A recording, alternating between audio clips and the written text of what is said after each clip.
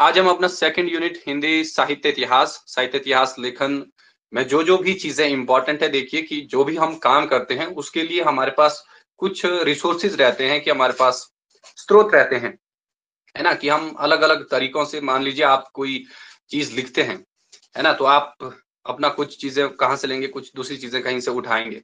तो ठीक ऐसे ही जो हिंदी साहित्य इतिहास रहा है, इसको लिखने के लिए भी जो हमारे साहित्य इतिहासकार रहे, हिंदी साहित्य इतिहासकार, उन्होंने अपनी अलग अलग जो एक स्टाइल, जिसको हम पद्धति कहते हैं, उसको अपनाया। और पद्धति के साथ साथ उन्होंने क्या चीज रखी कि जो भी उनके स्रोत ग्रंथ रहे हैं, मतलब आधार ग्रंथ जिनको कहा जा सकता है, कि जिन ग्रंथों के आधार पर हिंदी साहित्य इतिहास लिखा गया, या यूं कहें कि सामग्री कहां से जुटाई हिंदी साहित्य के इतिहास को लिखने के लिए अलग अलग साहित्य इतिहासकारों ने।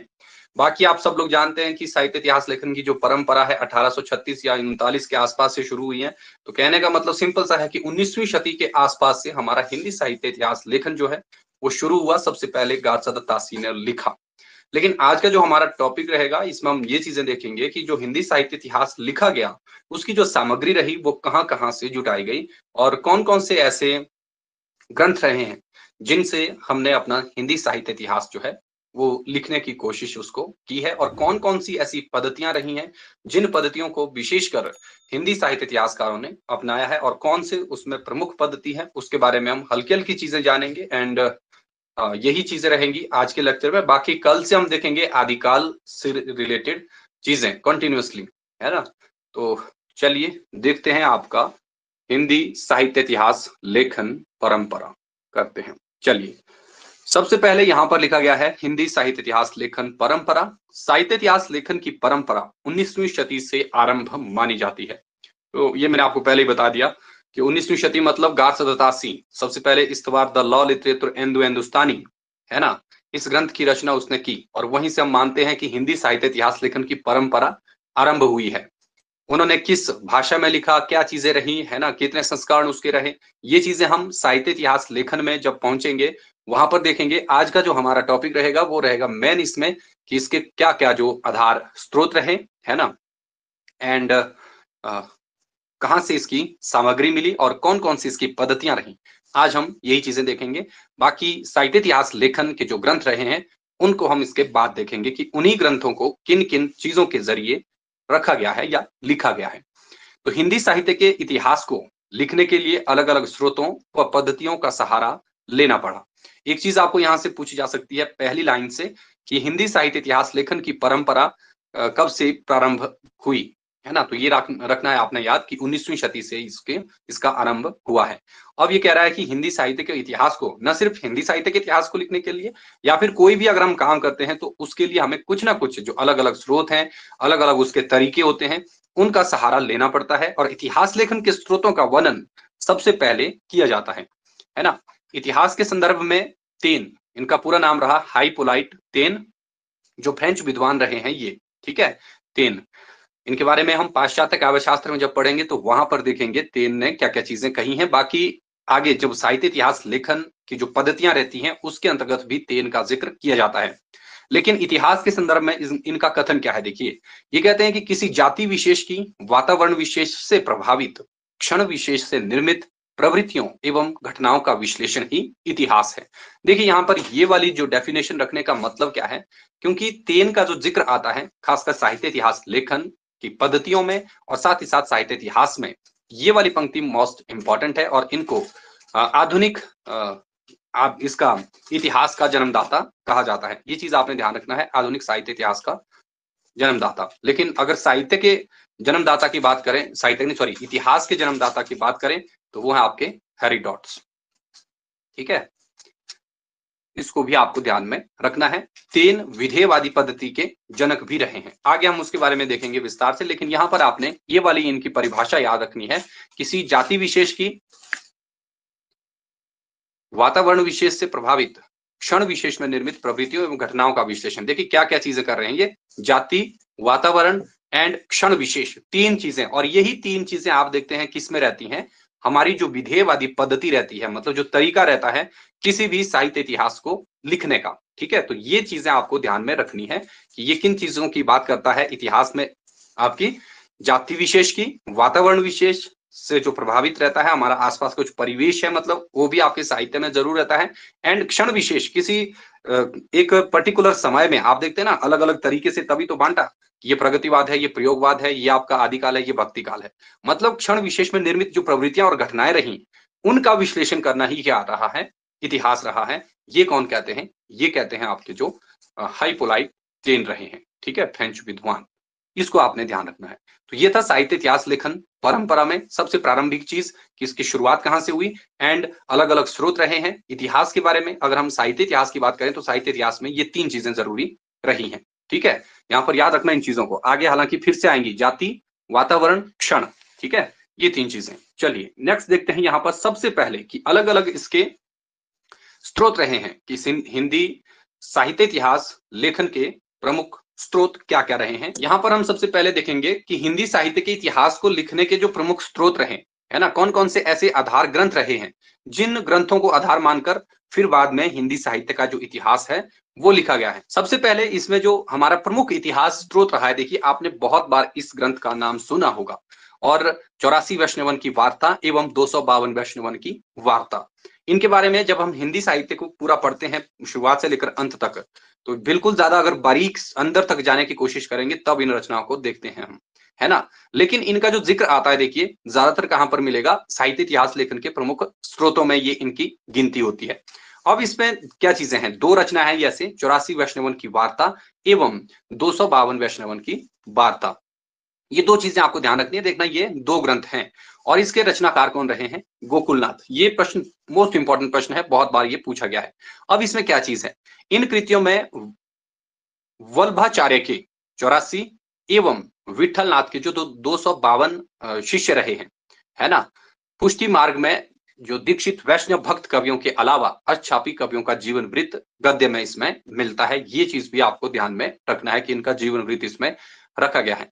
इंपॉर्टेंट चीज है देखना, 252 एंड आपके 84 वैष्णवन की वार्ता। यहां से कई बार आपको इस तरीके का प्रश्न भी पूछा जाता है कि वल्लभाचार्य के कितने शिष्य थे एंड विठलनाथ के कितने शिष्य रहे हैं। तो ये चीज भी आपको ध्यान रखनी है। और इन 84 और 252 शिष्यों में से ही आपके जो अष्टछाप के कवि रहे हैं इनको रखा गया है। अष्टछाप में 4 जो है वल्लभाचार्य के थे, 4 जो है विठलनाथ के थे। ये चीज आपको सबको पता है। हालांकि इसके बारे में हमारा आज का टॉपिक नहीं है, इनको हम बाद में देखेंगे कि 1565 में इन्होंने अष्टछाप की स्थापना की थी विठलनाथ ने जाके, ठीक है। ये वाला जो ग्रंथ है सबसे महत्वपूर्ण ग्रंथ है ना।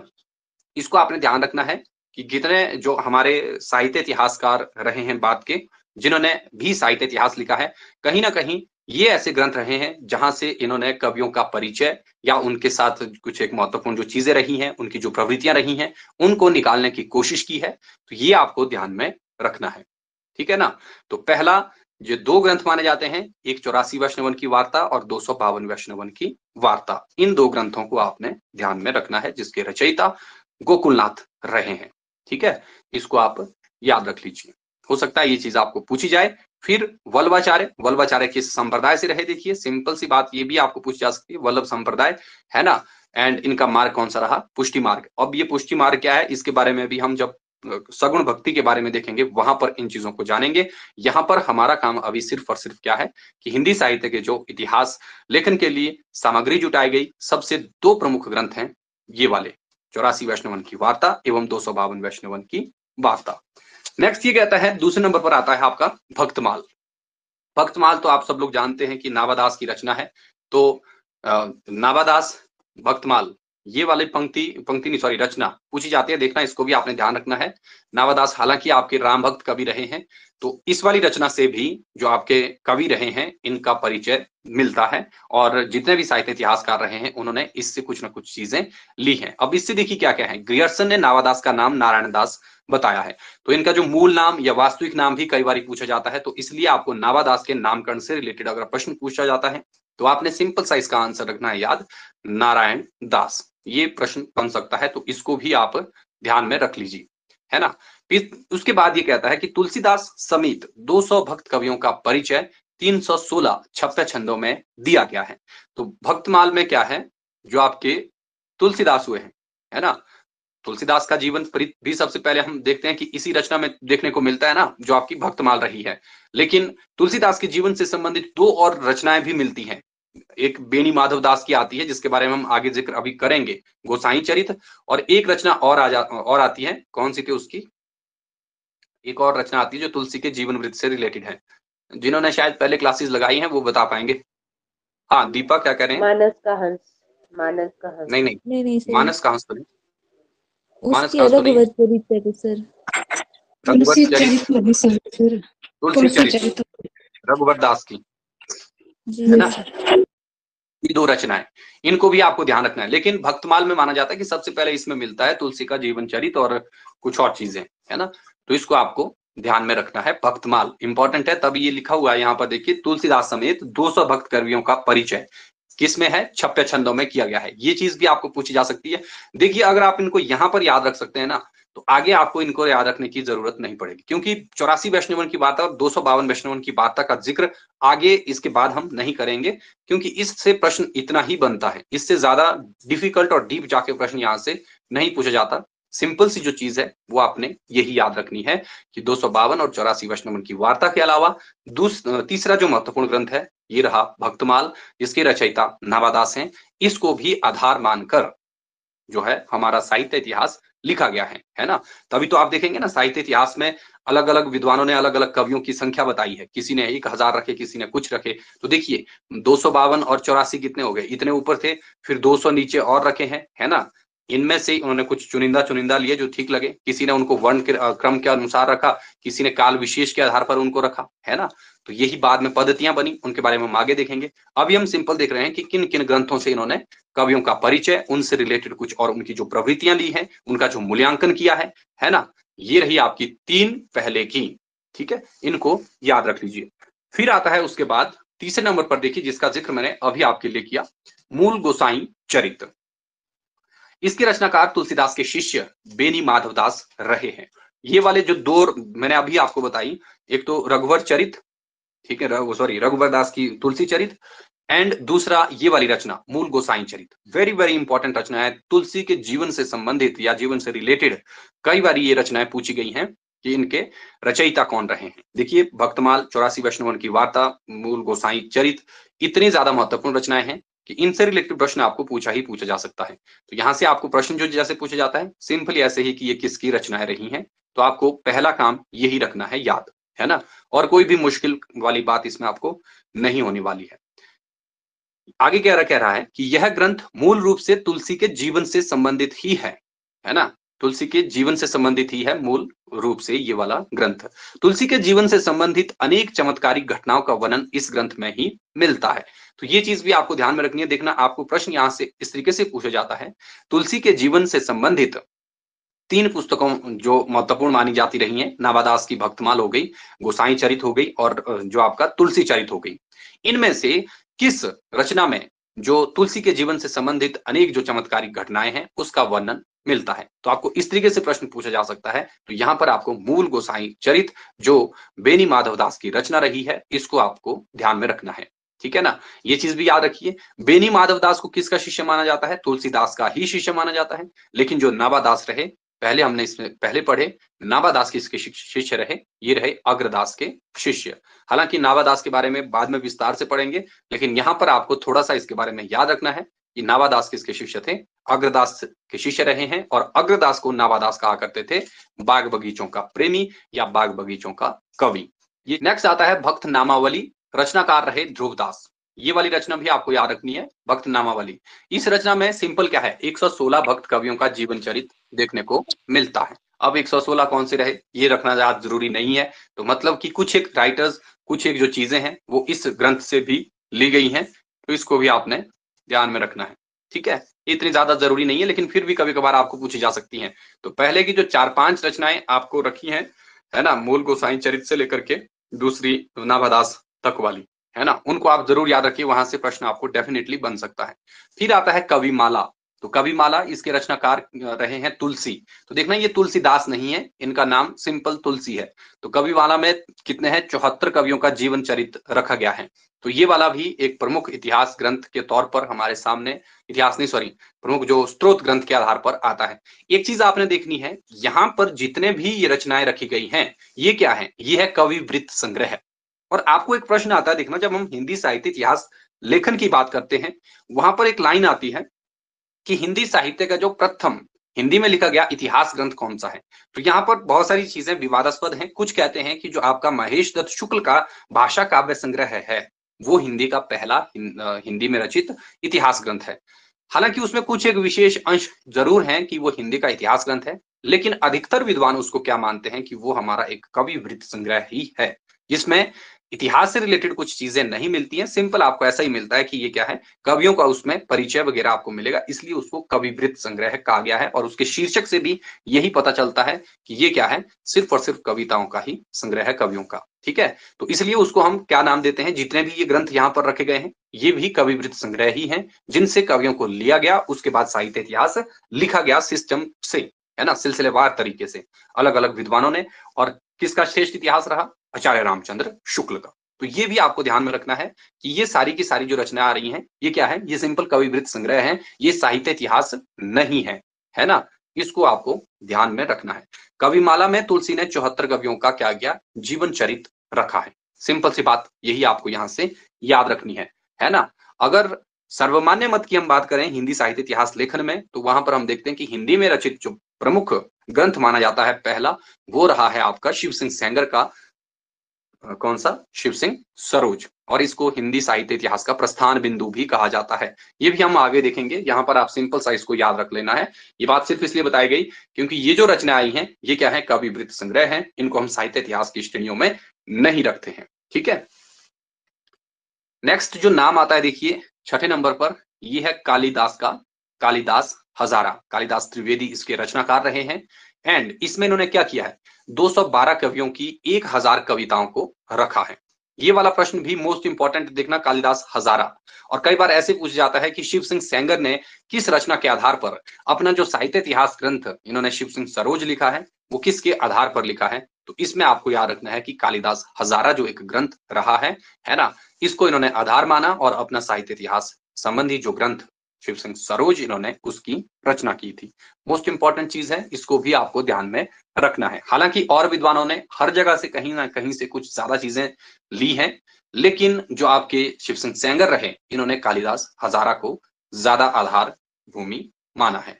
ठीक है, बाकी जब हम साहित्य इतिहास लेखन में देखेंगे वहां पर जानेंगे कि इन्होंने कालिदास हजारा से कितनी चीजें ली हैं और क्या क्या इनके साहित्य इतिहास में चीजें रही हैं, उनको हम आगे देखेंगे जब हम साहित्य इतिहास लेखन तक पहुंचेंगे। अभी सिर्फ और सिर्फ प्रमुख स्रोत ग्रंथ जो रहे हैं, आधार ग्रंथ जो रहे, जो सामग्री ग्रंथ रहे हैं, उनके बारे में ही आपने ध्यान देना है।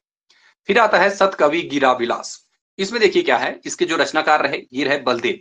इन्होंने रीतिकालीन जो कवि रहे हैं उनको ज्यादा प्रमुख जो कवि रहे हैं, देखिए आपको इस तरीके से पूछा जा सकता है कि केशव, चिंतामणि, मतीराम व बिहारी समेत 17 कवियों का परिचय किस ग्रंथ में देखने को मिलता है। तो यहाँ पर आपको सतकवि गिरा विलास ये नाम याद रखना है, जिसके रचनाकार बलदेव रहे हैं। इन्होंने जो प्रमुख रीतिबद्ध कवि रहे हैं उनको अपने काव्य में, मतलब अपनी रचना में स्थान दिया है। तो ये भी आपको ध्यान रखना है। सिंपल इनके ज्यादा नहीं है, देखना 17 ही रहे हैं इसमें। जिस तरीके से मूल गोसाई चरित्र में ज्यादातर जो महत्वपूर्ण चीज है वो गोस्वामी तुलसीदास का ही जीवन चरित्र रहा है, ठीक वैसे ही सतकवि गिरा विलास में क्या है, सिर्फ आपके केशव, चिंतामणि, मतीराम, बिहारी समेत कुछ और 17 कवि रहे, मतलब 13, 4 नाम तो यही हो गए ना। इसके अलावा 13 और कवियों को इन्होंने इसमें स्थान दिया है। खासकर आपने याद रखना है, इंपॉर्टेंट चीज यही है कि केशव, मतीराम, बिहारी समेत जो ये बड़े कवि रहे, प्रसिद्ध कवि, इनका जिक्र किस में मिलता है, सतकवि गिरा विलास में मिलता है। ठीक है, तो ये वाला ग्रंथ भी आपको याद रखना है जो साहित्य इतिहास लेखन के प्रमुख स्रोतों में आता है। फिर आता है भाषा काव्य संग्रह। तो भाषा काव्य संग्रह ये वही देखिए, इसीलिए मैंने कहा था कि ये वृत्त संग्रह के अंतर्गत आएगा जो कवि वृत्त संग्रह है। और आचार्य रामचंद्र शुक्ल ने, देखना आपको ये वृत्त संग्रह की बात आ रही है ना, तो इनसे पहले के जो ग्रंथ रहे हैं उन तीनों को उन्होंने कवि वृत्त संग्रह कहा है। ठीक है, ये चीज भी आपको ध्यान रखनी है। पहले के जो 3 ग्रंथ लिखे गए थे उनसे पहले जो प्रमुख, ये भी आप प्रश्न भी कई बार पूछा जाता है कि वृत्त संग्रह में उन्होंने किन किन चीज 3 लोगों के इतिहास को रखा है ना। तो इसमें Shiv Singh Saroj and the modern vernacular literature of Hindustan, and एक रचना और आती है मिश्र बंधुओं की। है ना। इन तीनों रचनाओं को उन्होंने वृत्त संग्रह की संज्ञा दी है। ये वाली चीज भी आपको ध्यान रखनी है। तो इसलिए भाषा काव्य संग्रह को क्या कहा जाता है कि ये भी क्या है, आपका कवि वृत्त संग्रह ही है। इसमें कोई भी साहित्य इतिहास से संबंधित चीजें नहीं बताई गई हैं, सिर्फ और सिर्फ कवियों का परिचय ही आपको इसमें देखने को मिलेगा और कोई भी साहित्य इतिहास वाली बात नहीं मिलेगी। इसलिए हम इसको क्या कहते हैं कि ये हिंदी साहित्य में या हिंदी भाषा में लिखा गया हिंदी साहित्य का ग्रंथ नहीं है, इतिहास ग्रंथ है ना। सिंपल ये कवि वृत्त संग्रह है। तो ये चीज भी आपको ध्यान में रखनी है। हो सकता है इससे रिलेटेड प्रश्न भी आपको पूछा जाए। यहां से जो प्रश्न पूछा जाता है ये सिंपल सा ऐसा ही है कि भाषा काव्य संग्रह के रचयिता कौन है। तो ये रहे महेश दत्त शुक्ल, है ना। और इसमें संख्या भी एग्जैक्ट नहीं है, देखना एग्जैक्ट इसमें संख्या भी नहीं है कि कितने कवियों को शामिल इसमें किया गया है। तो इतना ही है कि इनमें अनेक कवियों की कविताओं को इन्होंने संग्रहित किया है। ठीक है, यहां पर आपको सिंपल सी इतनी सी चीज याद रखनी है। फिर आता है अन्य जो स्रोत ग्रंथ रहे हैं इसको इतिहास को लिखने के लिए कि कहां से और जगह से भी सामग्री जुटाई गई है। तो पहले के जो प्रमुख ग्रंथ रहे हैं उनको आप देखते रहिए। इसके अलावा जो अन्य स्रोत ग्रंथ रहे हैं इसमें विद्वान मोद तरंगिनी सुबा सिंह की रचना रही है। ये इतनी ज्यादा जरूरी नहीं है, याद रखना होगा तो ठीक है, नहीं रखना तो आपकी इच्छा है ना। यहां से आपको क्या रखना है याद कि इस रचना से जो षट ऋतु है, जो 6 ऋतुएं हैं उनका वर्णन, साथ ही साथ नखशिख और दूती वर्णन, दूत परंपरा जो रही है मतलब, ठीक है, इसका वर्णन मिलता है। इसमें जो विद्वान मोद तरंगनी ग्रंथ रहा है इससे, साथ ही साथ इसमें 46 कवियों का परिचय भी आपको देखने को मिलता है। तो ये चीज आपको ध्यान में रखनी है। एक अन्य जो ग्रंथ रहा है इसके अलावा श्रृंगार सागर है सरदार कवि का, इन्होंने इसमें 125 कवियों को किया है और काव्य के अंगों का विवेचन। ये कुछ हल्की हल्की चीजें हैं, इनको आप याद रख सकते हैं, लेकिन इसको मैं आपको कम इसलिए बता रहा हूं क्योंकि आपके काम की नहीं है ना। पर एक बार लिखना इनको जरूर है आपने, क्योंकि लिख के क्या होता है कि आपको थोड़ा सा याद रह जाता है। जब आप लिखते हैं किसी चीज को तो आपके माइंड में वो चीज बैठ जाती है। एक बार अभी आपने इसको सुन लिया, कल जब आप इसको लिखेंगे, अपने अभी लिखेंगे साथ में आप इसको, है ना, फिर 2 बारी हो गया, तीसरी बारी जब आप इसको फिर से रिकॉर्डेड देखेंगे उस टाइम अपना जो अच्छे वाला नोट्स आप बनाएंगे तो वहां पर आप एक बार फिर से लिखेंगे तो कहीं ना कहीं ऑटोमेटिकली आपको ये चीजें याद रहेगी। देखिए अगर पूछा जाए कि षट ऋतु नखशिख दूती वर्णन ये जो है सबसे पहले किस ग्रंथ में मिलता है, तो यहाँ पर आपको ध्यान रखना है कि विद्वान मोद तरंगिनी से इन्होंने ये चीज ली है। फिर आता है आपके पास तीसरे नंबर पर, यहाँ पर देखिए रस चंद्रोदय। तो बुंदेलखंड के 242 कवियों का परिचय ठाकुर प्रसाद सिंह द्वारा, ठाकुर प्रसाद इनके द्वारा रखा गया है। ये भी है। फिर कवि रत्न माला है, ये देवी प्रसाद मुंशिफ की रचना है। एंड इसमें इन्होंने क्या किया है, इस ग्रंथ में राजस्थान के 108 कवियों और उनकी कविताओं का संकलन किया गया है। तो ये रहे आपके प्रमुख जो स्रोत रहे साहित्य इतिहास लेखन के, और प्रमुख जो चीजें रही हैं दूसरी आपकी जिसको हम कहते हैं जो ग्रंथ रहे साहित्य इतिहास के। पहले वाले आपको ज्यादा याद रखने हैं, इन वालों से रिलेटेड आपको हो सकता है पूछे जाए दूती वर्णन वाला, नखशिख वाला, या फिर काव्य के अंगों का विवेचन किस में है, या फिर बुंदेलखंड के स्पेसिफिक बुंदेलखंड के ही बताए गए हैं रस चंद्रोदय में, और राजस्थान के 108 जो है कवि रत्नमाला में देवी प्रसाद मुंशिफ। और ये कवि रत्नमाला रचना पूछी जाती है, देखना कि इसके रचनाकार कौन रहे हैं, तो इसको आपने ध्यान रखना है। मतलब 5-6 रचनाएं आपको यहां से ऐसी मिलेंगी जिनके आपको रचनाकार ही याद रखने हैं। सबसे पहले जो 2 आपने पढ़ी 252 और 84 वैष्णवन की वार्ता वाले, है ना, इसके रचनाकार आपको याद रखने नावादास, नावादास का भी नाम और नावादास की रचना का भी नाम, ठीक है, ये भी आपको पूछा जाता है। ठीक, इसके अलावा फिर कुछ और चीजें, भाषा काव्य संग्रह है उसको भी आपको पूछा जाता है, तो वो भी आपको ध्यान में रखनी है ना, वहां से भी प्रश्न बन सकता है। ठीक है, फिर जो कालिदास हजारा आई, कालिदास त्रिवेदी की, उसको भी आपको ध्यान में रखना है ना, वहां से भी आपको प्रश्न पूछा जाता है। फिर ये जो कवि रत्नमाला है इसको भी याद रखिए कि इसके रचनाकार कौन रहे हैं। तो ये जो प्रमुख इतिहास जो आपका प्रमुख जो ग्रंथ रहे हैं, है ना, कवि वृत्त संग्रह रहे हैं, इनका सहारा लिया साहित्य इतिहासकारों ने अपने अपने साहित्य के लिखने के लिए। और आप देखते हैं कि जितने भी हमारे कवि रहे ना, सबसे ज्यादा कवियों को इन रचनाओं से किसने निकाला, मिश्र बंधुओं ने निकाला। उन्होंने 5000 कवियों को निकाला है और अपने हिंदी साहित्य इतिहास में उन्होंने उसको जगह दी है, मिश्र बंधु विनोद में। तो ये हम आगे देखेंगे कि किसने कितने कवि इनसे निकाले और अपने काव्य में उन्होंने उनको स्थान दिया। इसके अलावा और भी बहुत सारे कवि वृत्त संग्रह मिलेंगे, लेकिन हमारे काम के जो थे, जो महत्वपूर्ण थे, वो पहले रखे गए हैं। जो थोड़े से कम महत्वपूर्ण है उनको यहाँ पर रखा गया है। बस आपके लिए यही चीजें महत्वपूर्ण है। चलिए फिर आता है आपका मोस्ट इंपॉर्टेंट एक और प्रश्न है। 4 पद्धतियां वैसे प्रमुख रही हैं लेकिन इसके अलावा 2 पद्धतियां हम और भी इसमें ऐड कर लेंगे, ठीक है। हिंदी साहित्य इतिहास को लिखने के लिए पद्धति का मतलब वो जो स्टाइल, शैली क्या रखी गई अलग अलग साहित्य इतिहासकारों ने, है ना। सबसे पहले आते हैं आपकी वर्णानुक्रम पद्धति, वर्ण और अनुक्रम, वर्णों का क्रम, है ना, वर्णानुक्रम। अब देखिए इसमें सिंपल सा चीज क्या है, एक चीज आपको याद रखना है कि ये सबसे पहली या प्राचीन पद्धति मानी जाती है साहित्य इतिहास लेखन की। आपको ये वाला प्रश्न भी पूछा जा सकता है। दूसरे नंबर पर जो प्रश्न बनता है, ये बनता है कि ये कैसी है, अमनोवैज्ञानिक पद्धति है, मतलब मनोविज्ञान इसमें नहीं है, मतलब सिंपल ऐसे ही कि जो कवि आ रहा है उसको वैसे ही रख दिया है। फिर आता है ये शब्दकोशात्मक है, जिस तरह हम शब्दकोश में देखते हैं ना कि अ नाम के जो शब्द हैं वो पहले आ जाएंगे, है ना, और ज्ञ नाम के शब्द जो है वो बाद में आएंगे। तो समझ गए होंगे आपकी वर्ण अनुक्रम पद्धति क्या है। मान लीजिए किसी व्यक्ति का नाम अ से अज्ञेय है, ठीक है, अज्ञेय हम पहले रख देंगे और ज्ञ से ज्ञानदेव है। हालांकि होना क्या ये चाहिए था, होना ये चाहिए था कि ज्ञानदेव का जो समय पहले है, अज्ञेय का बाद है ना, इसलिए अज्ञेय को हम बाद में रखेंगे। लेकिन वर्णानुक्रम पद्धति क्या करती है, ये करती है जैसे हमारे डिक्शनरी में होता है कि सबसे पहले ए नाम से, चाहे उसका जन्म कितना ही लेट क्यों ना हुआ हो, उसको पहले रखेंगे। समझ आ रही है बात। तो यही है हमारी वर्णानुक्रम सर। पद्धति के जो प्रयोग करता रहे हैं। ये आपको ध्यान रखना है कि गार्सद तासी और शिव सिंह सेंगर, इन्होंने इस पद्धति को अपनाया है और यही प्रश्न आपको पूछा जाता है ना। अभी कमीशन में आपने देखा होगा, वहां पर पूछा गया था कि कालानुक्रमिक पद्धति की सबसे पहले शुरुआत किसने की थी, तो वो जॉर्ज ग्रियर्सन ने किया था उसको, उसका प्रवर्तन, है ना। तो इस तरीके से आपको पूछा भी जा सकता है कि जो प्रमुख आपके साहित्य इतिहास के ग्रंथकार रहे हैं, उन्होंने इस पद्धति को अपनाया है। क्या कह रहे हैं? Sorry sir. सर ग्रियर्सन ने सर। हाँ हाँ, ग्रियर्सन, जॉर्ज ग्रियर्सन ने किया है ना सबसे पहले आपका वर्णानुक्रम, सॉरी कालानुक्रमिक पद्धति। और इसी के चलते तो एक जो साहित्य इतिहास दर्शन ग्रंथ आता है देखना, साहित्य का इतिहास दर्शन, ये आता है नलिन बिलोचन शर्मा का। उन्होंने माना कि ग्रियर्सन ही रहे हैं विधेयवादी पद्धति के आदि प्रवर्तक। ये हम बाद में देखेंगे। यहाँ पर सिंपल सा आपने अभी याद ये रखना है कि जो वर्णानुक्रम पद्धति थी इसको किसने अपनाया, गार्सद तासी और शिव सिंह सेंगर। 2 नाम है मोस्ट इंपॉर्टेंट नाम, है ना, हिंदी साहित्य इतिहास के ग्रंथकारों में। तो एक चीज इनके बारे में आपने याद रखना है कि प्राचीन, अमनोवैज्ञानिक, शब्दकोशात्मक व ऐतिहासिक दृष्टि से असंगत माना जाता है वर्णानुक्रम पद्धति को।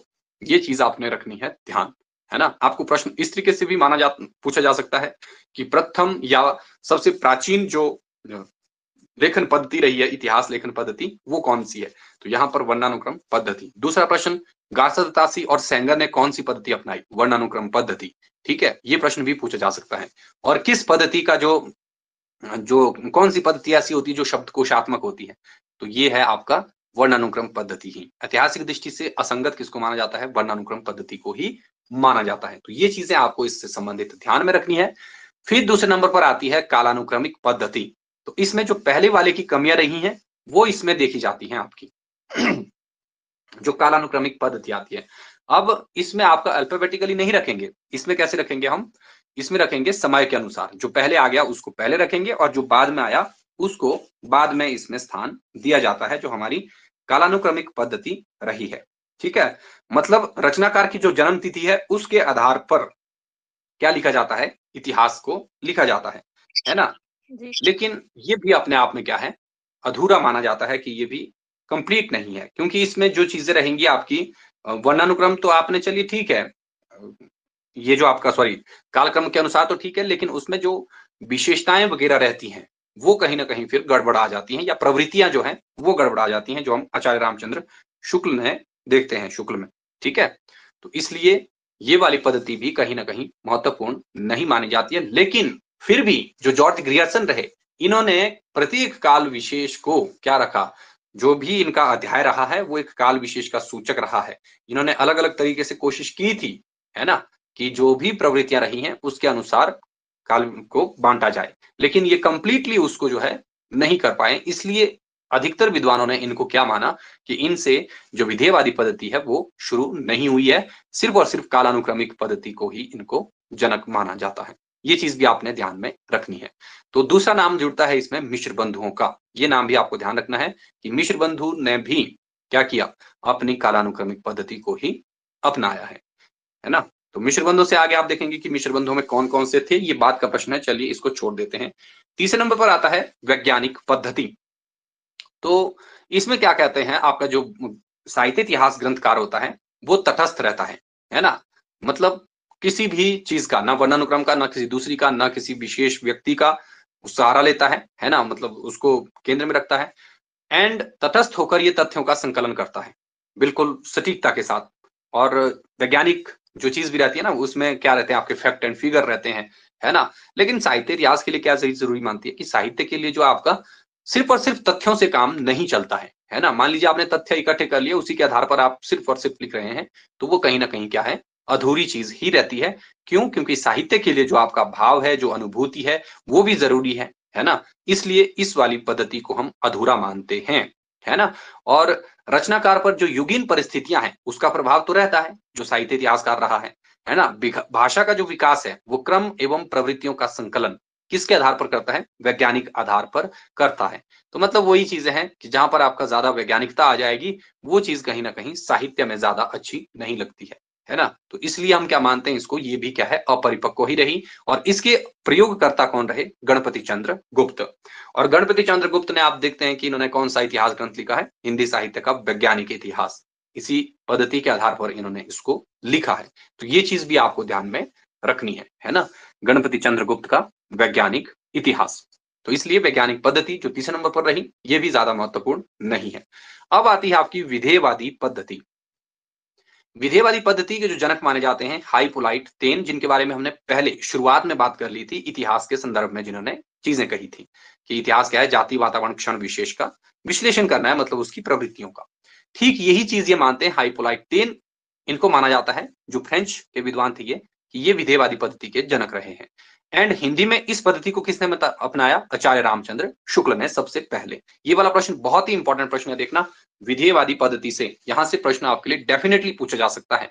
यह जो पद्धति मानी जाती है सबसे व्यापक पद्धति, साथ ही साथ स्पष्ट एवं विकसित पद्धति इसको माना जाता है। आपके लिए ये वाला प्रश्न बहुत ही महत्वपूर्ण है और बहुत ज्यादा जरूरी है कि सबसे श्रेष्ठ जो पद्धति है ये किसको माना जाता है, विधेयवादी पद्धति को माना जाता है। रामचंद्र शुक्ल का कथन यहाँ पर इंपॉर्टेंट है ना, कि प्रत्येक देश का साहित्य क्या है, वहां की जनता की चित्तवृत्ति का संचित प्रतिबिंब है ना।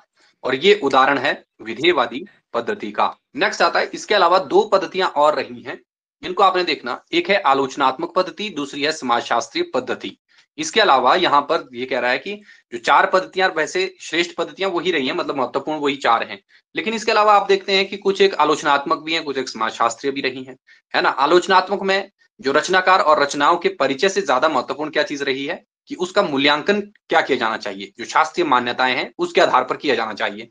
ये चीज किसमें रहती है, ये रहेगी आपकी आलोचनात्मक पद्धति में। और इस तरीके का इतिहास किसने लिखा, डॉक्टर रामकुमार वर्मा ने लिखा, जिसने परिचय को ज्यादा महत्वपूर्ण नहीं माना।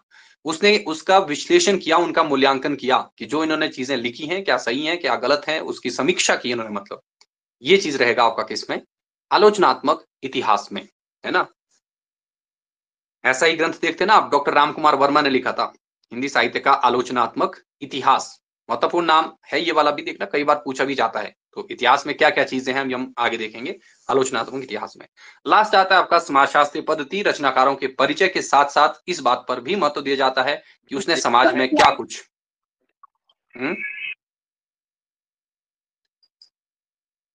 क्या हुआ, हो गई सर, स्लाइड शो नहीं हो रही थी ना। अच्छा कोई बात नहीं, कोई बात नहीं।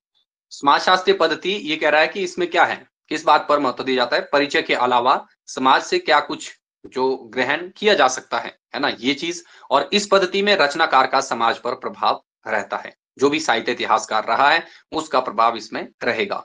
और इन सब पद्धतियों में सबसे श्रेष्ठ जो पद्धति मानी जाती है वो विधेयवादी पद्धति को ही माना जाता है। शुक्ल के अलावा किस किस ने इस पद्धति को अपनाया, डॉक्टर बच्चन सिंह, रामस्वरूप चतुर्वेदी इत्यादि इत्यादि जो विद्वान रहे हैं। एंड साथ साथ आपका जो विश्वनाथ त्रिपाठी नाम भी आप इसमें ऐड कर लीजिए, इन्होंने भी अपना साहित्य इतिहास संबंधी जो ग्रंथ हैं या जो पद्धतियां हैं, जो पद्धति रखी विधेयवादी पद्धति, उसको लिखने के लिए।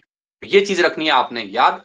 प्रमुख जो चार पद्धतियां रही हैं, इसके अलावा यहाँ पर आपको आलोचनात्मक और समाजशास्त्रीय पद्धति, इसको भी थोड़ा सा अगर याद रखना है तो रख सकते हैं, है ना। तो ये था कंप्लीट स्रोत ग्रंथ एंड साथ ही साथ प्रमुख जो साहित्य इतिहास लेखन की पद्धतियां रही हैं। इनको आप याद रख लीजिए, आपका काम बन पड़ेगा।